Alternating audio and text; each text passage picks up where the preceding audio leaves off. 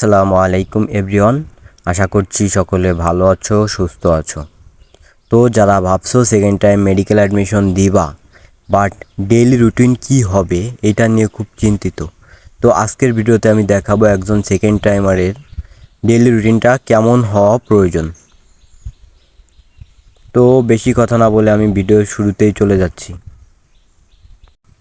তুমি যদি একজন ডেডিকেটেড মেডিকেল অ্যাসপিরেন্ট হও, তারপরেও তুমি কিন্তু এই স্টার্টিং ফেজে অনেক টাইম পড়াশোনা করে ধরে রাখতে পারবা না, খেয়েই হারিয়ে ফেলবা মাঝখানে। তার জন্য তোমাকে ফার্স্টেই একটা ডেইলি রুটিন সেট করতে হবে। ডেইলি রুটিনটা আসলে কেমন হওয়া উচিত এই ভিডিওতে আমি দেখাচ্ছি।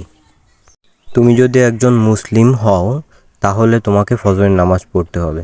তাহলে তুমি ফজরের কিছুক্ষণ আগে, এখন দেখা যায় ভোর 4:30টার দিকে ফজরের রক্ত আসে, তা তুমি যদি 4টায় উঠে 2 রাকাত তাহাজ্জুদ নামাজ পড়ে তারপর তুমি ফজর নামাজ পড়ে তুমি একটু নাস্তা করে চা খেয়ে তুমি 5টার দিকে যদি পড়তে বসো, তুমি ফার্স্টে করবা কি, যে কোনো একটা বই, ধরো বোটানির ফার্স্ট চ্যাপ্টার কোষের গঠন।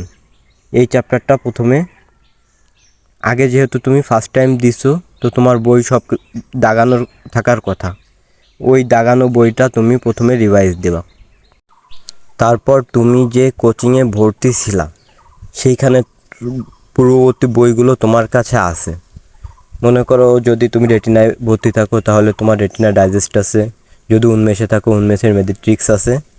তো তুমি সেই বইটা দিয়ে এক্সট্রা ইনফরমেশন ওই বইটায় দেওয়া আছে, এক্সট্রা ইনফরমেশনটা পড়ে ফেলবা। তার পরবর্তীতে তোমার কাজ হবে ডাইজেস্টের পিছনে কতগুলো প্রশ্ন আছে এই প্রশ্নগুলো তোমার সলভ করা।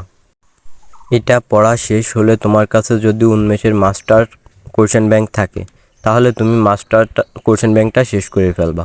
তাহলে দেখা যাবে যে সব বইয়ের অনুশীলনীর এমসিকিউগুলো পড়া হয়ে যাবে, সাথে সাথে গুরুত্বপূর্ণ এমসিকিউগুলোও পড়া হয়ে যাবে। আর যদি না থাকো, তুমি যদি রেটিনা কিংবা অন্যান্য কোচিংয়ে ভর্তি ছিলে ওই জায়গার বই আছে, তাহলে ওই জায়গায় যে অনুশীলনীর এমসিকিউ যে বইটা আছে ওইটা পড়ে ফেলবা। রেটিনায় থাকলে রেটিনা গাইড আছে ওইটা পড়ে ফেলবা। তাহলে মোটামুটি একটা অধ্যায় পুরোপুরি রিভাইজ হয়ে যাবে। তো এইগুলা পড়তে প্রায় 3 থেকে 3.5 ঘন্টা লাগবে। তুমি যদি ভোর 5টা থেকে শুরু করো তাহলে প্রায় 8:30টার ভিতরে তোমার এটা পড়া হয়ে যাবে। তারপর তুমি সকালের নাস্তাটা সেরে নিবা এবং প্রায় 9:15 পর্যন্ত তুমি একটা রেস্ট নিবা। এরপর তুমি শুরু করবা যে জিকে অথবা ইংলিশ। মেডিকেল প্রিপারেশনের ক্ষেত্রে জিকে ইংলিশ ডেইলি পড়তে হয়, তাই সেই ধারা অনুসারে তুমি মনে করো 9:15তে জিকে ধরলাম। 9:15 থেকে 1 ঘন্টায় তুমি একটা টপিক সুন্দর করে পড়ে ফেলছো। ওই 10:15 তোমার এটা শেষ হলো। তো তুমি কি করবা, 10:15তে পড়া শেষ করে তুমি রেস্টের জন্য তুমি একটু ঘুমাতে চলে যাবা। প্রায় তুমি ঘন্টা 2 ঘুমাবা 12:15 পর্যন্ত। এরপর তুমি উঠবা, উঠে গোসল করে নামাজ পড়বা। নামাজ পড়ে খেয়ে তুমি আবার যে দিনের অন্য কাজ আছে তুমি সেটা করতে যাবা।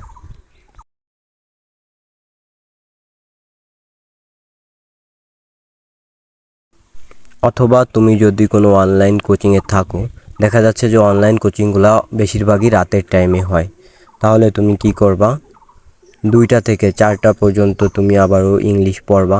এরপর তুমি রেস্ট নিবা, হাঁটাহাঁটি করবা। যেহেতু তোমার স্টার্টিং ফেজে এখন, সো তুমি খুব বেশি প্রেশার নিয়ে এঁটে উঠতে পারবে না, তাই তুমি তোমার জন্য এই যেটুকু দিলাম এটুকুই তোমার জন্য যথেষ্ট। এর পরবর্তীতে তুমি টাইম পাবা সন্ধ্যার পরে তোমার যে জায়গায় ল্যাকিংস আছে তুমি বুঝতে পারছো, যে যদি দেখো যে সকালে যেটা পড়ছো এটা একবার রিভিশন দিয়ে পরে তুমি যদি কোনো অনলাইন কোচিংয়ে থাকো, দেখা যাচ্ছে যে রাত 8টা-9টার দিকে কোচিংয়ে ক্লাস হবে, তুমি ক্লাস করতে পারো।